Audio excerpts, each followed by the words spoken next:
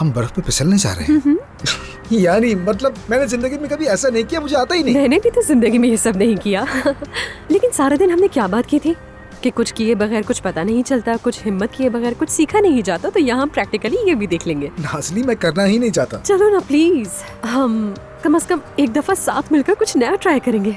हाँ प्लीज चलो ना, मेरे ख्याल से हम दोनों को बहुत मजा आएगा, बहुत एंजॉय करेंगे हम। तुम भी बहुत एंजॉय करोगे। चलो अबूजान, चलो चलो। उस्मान साहब, जैसा मैंने कहा कि उनसे मुकाबला ईमानदारी से होना चाहिए। अगर मुकाबला ना भी जीते तो सबसे पहले मुबारकबाद हम ही देंगे। एक बार फिर नेक तमन्ना है। उमर साहब, हम इकराम साहब से राब्ता नहीं कर सके। ठीक है। हाँ बानो, मेरी आपसे एक और दरख्वास्त है। जी कहिए उमर साहब। जिस मुशावरती इदारे से हम ऑडिट की खिदमत लेते हैं, उन्हें फ़ोन करें और कहें कि कल के लिए ऑडिटर भेज दें। जी ठीक है। ये एक अंदरूनी जांच की मंसूबाबंदी है। उनसे कहिएगा कि वो सिर्फ मुझे रिपोर्ट करेंगे। फिक्र न करें, आपका काम हो जाएगा। ठीक है, बहुत शुक्रिया आपका।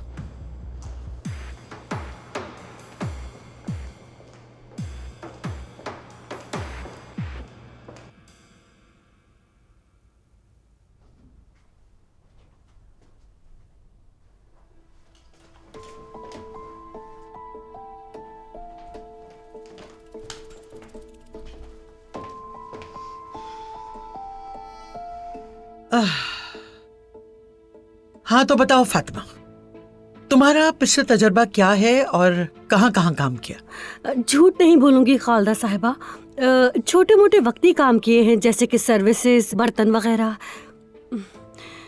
बाकी सारे काम आते हैं मुझे। नहीं फातिमा, मुश्किल है। अगर तुमने पहले घरेलू मुलाजमा का काम नहीं किया तो फिर कैसे चलेगा? खालदा साहिबा, मेरे घर में 3 बच्चे हैं, एक पहले शौहर से, 2 दूसरे शौहर से। उनका खाना, कपड़े, बर्तन सब कुछ मैं ही संभालती हूँ। मैं बहुत ज्यादा सफाई पसंद हूँ और अच्छा खाना भी बनाती हूँ। आपका हर हुक्म मानूंगी। तुम्हारी बेटियां नाइला के घर में काम करती हैं ना? जी बिल्कुल। एक मलाहत साहिबा की तीमारदारी करती है, दूसरे अजान साहब के रेस्टोरेंट में काम करती है। तो तुमने भी एक दिन के लिए ही सही वहाँ काम तो किया है ना? नायडा से बात हुई थी तुम्हारी, कैसा रहा सब? अच्छा रहा। उम्मीद है आपको भी और उन्हें भी पसंद आई होंगी। मैं ये बताओ कि तुम्हें नायला कैसी लगी? आप गीबत ना समझे तो कुछ कहना चाहूंगी। क्यों समझूंगी, तुम कहो। साफ बात है, वो आप जैसी खातून बिल्कुल नहीं लगी। उनमें वो वकार नहीं।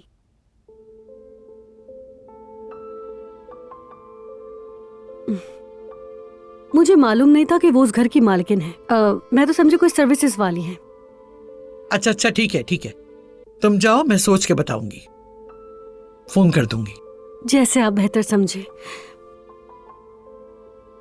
खालदा साहिबा, मुझे एक मौका दीजिएगा, आप मायूस नहीं होंगी।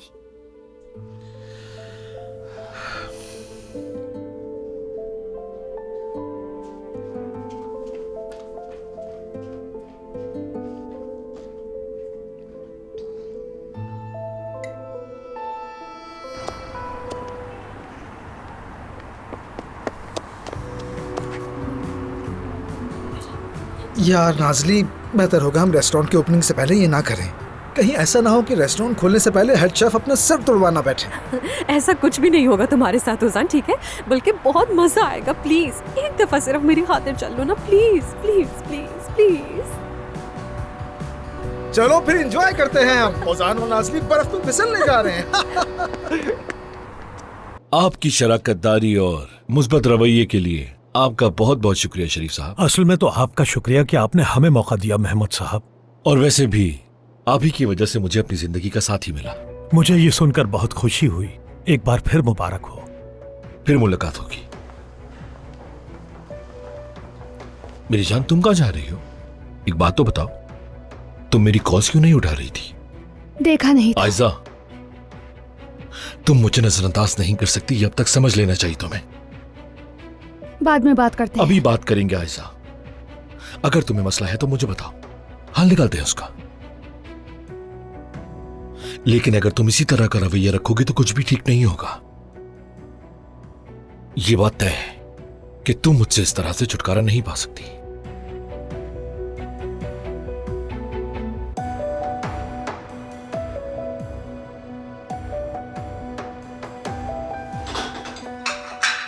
भाई तुम कहाँ हो? बर्फ पे फिसलने आया हूँ। क्या मतलब है इसका भाई? मुझे खुद नहीं पता, जिंदगी जिस तरह सामने आती है वैसे जी रहा हूँ। नासली के साथ आया हूँ ओपनिंग से पहले माइंड फ्रेश करने। सलाम सोया।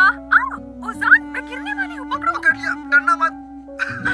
ओजान, आराम से, अरे आराम से।